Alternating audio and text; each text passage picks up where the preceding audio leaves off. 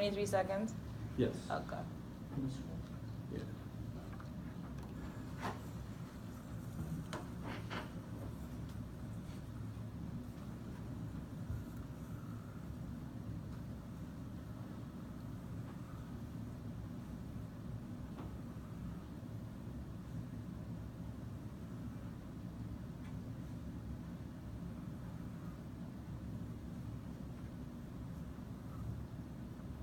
Okay. Is it over? Mm-hmm. Okay.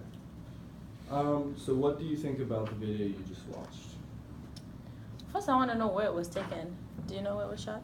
I do not we do not know where that was taken. Oh. Yes, Africa. Yeah, we guess assume it's somewhere in Africa. Africa. Right, I'm from Africa. I'm from Zimbabwe, Oh, so okay. I'm curious where it was taken. Okay.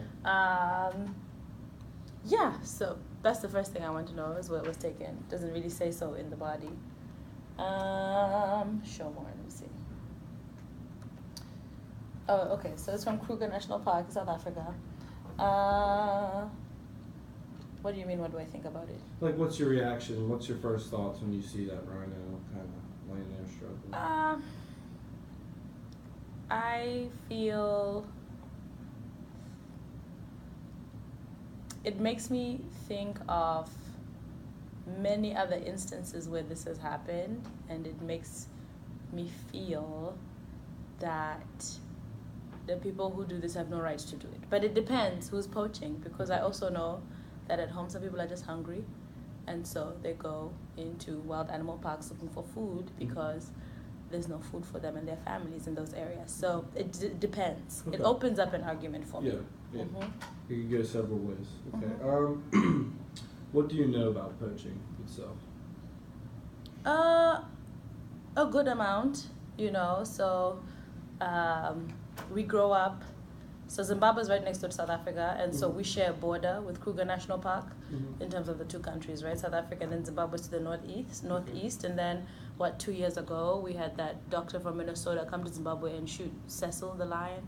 That was in the news everywhere. Okay. So, we grow up with a deep appreciation of our animals, and there's deep ancestral ties to animals, almost like Native Americans. So every clan is identified by an animal spirit. So mine is elephant. And so, so when I see this video, I see people who perhaps, if they're coming from the outside and poaching, are causing harm in a way that goes beyond just sport hunting, but that affects the spiritual makeup of the people. Okay. Thank you. You're welcome. How many animals do you think die each day because of poaching? In the entire world? Yes, in general. A lot. But it also like brings up the question, like, what's the difference between poaching and hunting, and when is it poaching and when is it hunting, right? Yeah, there's a fine line between the two, I guess. In which country do you think poaching is most prominent? Probably South Africa, because they have bigger parks. Okay. Could be Kenya, but Yeah. with the Serengeti, but maybe South Africa. Okay.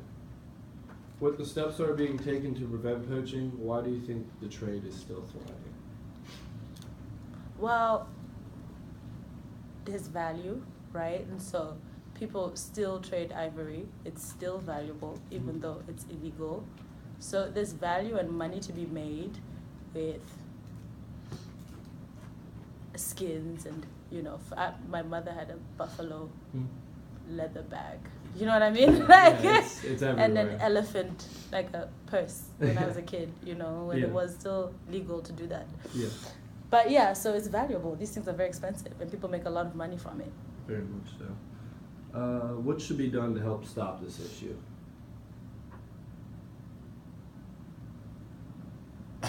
I shake my head, because it's not a poor person who's poaching for sport. Do you get what I mean? Yeah, and so it's that's not. the difference. Right, that's the difference. If it's somebody who's hungry, who's poaching, which I took some friends, I went to Princeton for undergrad, so we went home for the break, and I took a couple of friends with me, and we went to a park, and they were talking about how some of the animals were being killed by the villagers in the nearby area because they were hungry. So Yeah, that's they one want the issue, food. right? So if that's the issue of poaching, where it's poor people, then it's like, why are they hungry? So that's one channel you can take. Or in the case of the sport hunter from Minnesota who came and hunted Cecil the lion, that's a different avenue where if people are poaching for sport and there's value in the trade and it's something very wealthy people do and go and hunt all over the continent of Africa, you know, it seems like these people are already in some ways above the law. So Yeah. what can we say? Create laws to stop poaching? They exist already. So. There's not much, yeah. Right. Okay. Do you think there is a black market in Kentucky for these natural materials? I wouldn't be surprised. How would you go about altering people's impressions about items made from wildlife? In terms of not consuming them at all. Yes, or let's say, yeah.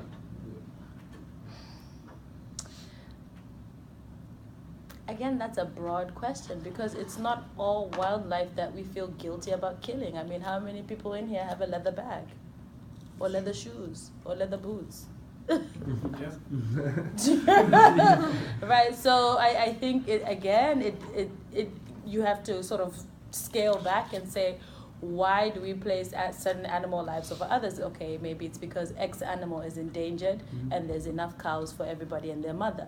So, you know, but in the case of endangered animals, I mean, part of it is really making people see value in the diversity of the ecosystem, right? And that these animals have a very valid and beautiful part to play in the diversity of the planet, and that without them, something is going to go off balance. And it may not affect them viscerally where they are, but you know, extinction is something that would just be such a pity, you know, Yeah. for the sake of a coat. Yeah. Yeah. Do you think the problem is increasing, decreasing, or staying the same? Wasn't it just like an article about Trump opening up? So possibly increasing. Do you think this problem can come to an end in our lifetime? Anything can come to an end in our lifetime, if enough people agree to it. I like that answer. I like that at least answer for it.